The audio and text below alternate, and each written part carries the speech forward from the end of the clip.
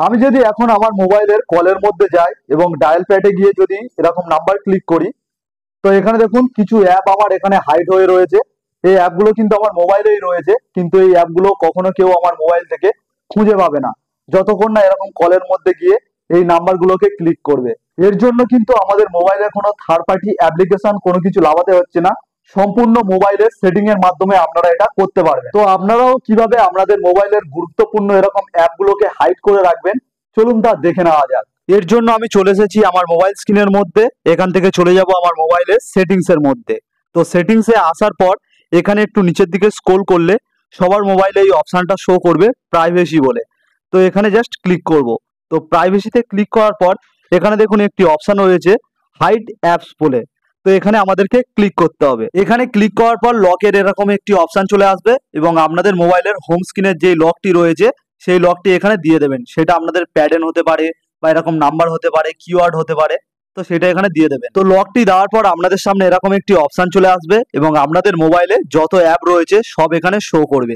এবার আপনি যেই অ্যাপটিকে লক করতে চান সেই অ্যাপটির পাশে জাস্ট ক্লিক করবেন।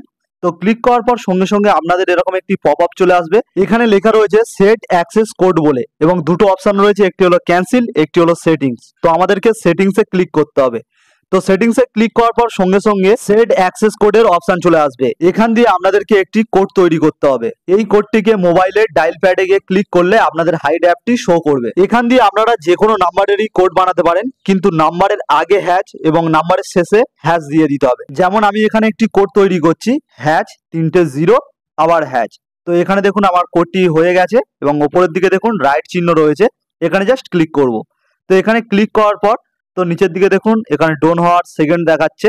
তো এখানে দেখুন ডোন করার অপশন চলে এসেছে। তো জাস্ট এখানে ডোন করে দিলাম। তো এই কোডটি আমার সেট হয়ে গেছে। এবারে যেই অ্যাপগুলোকে আপনারা হাইড করতে চান তো সেগুলো জাস্ট এখান থেকে বেছে নিতে হবে। তো আমি এখান থেকে বেশ কয়েকটা অ্যাপ বেছে নিলাম। তো বেছে নেওয়ার পর এবার জাস্ট ব্যাক করলাম, আবারও মোবাইলের ডায়লারে ঢুকলাম। ঢুকে এখানে দেখুন সেই একই কোড মারছি, হ্যাচ 3টে 0 হ্যাচ। সঙ্গে সঙ্গে দেখুন আমার মোবাইলের যে হাইড অ্যাপগুলো এখানে শো করছে। তো চলুন এবার দেখে নেওয়া যাক এই হিডেন অ্যাপগুলোকে আবারও মোবাইলের মধ্যে আপনারা কিভাবে ফিরিয়ে আনবেন। আবারও চলে যেতে হবে মোবাইলের সেটিংস এর মধ্যে। এখান দিয়ে চলে যাব প্রাইভেসিতে। তো প্রাইভেসিতে আসার পর আবারও চলে যাব হাইড অ্যাপস এর মধ্যে। তো তারপর এখানে মোবাইল স্ক্রিনের লকটা দিয়ে দেবো। তো এরপর আমাদের সামনে মোবাইলের হাইড অ্যাপগুলো এখানে শো করবে। তো এগুলোকে পরপর এরকম বন্ধ করে দিলে তো এই হাইড অ্যাপগুলো আবারও আমার মোবাইলের মধ্যে চলে আসবে। এবারে আপনারা যদি চান যে আপনাদের ওই ডায়ালার প্যাডের কোডটাকে চেঞ্জ করবেন, তো তার জন্য দেখুন ওপরের দিকে দুটো ডট রয়েছে, এখানে ক্লিক করবেন।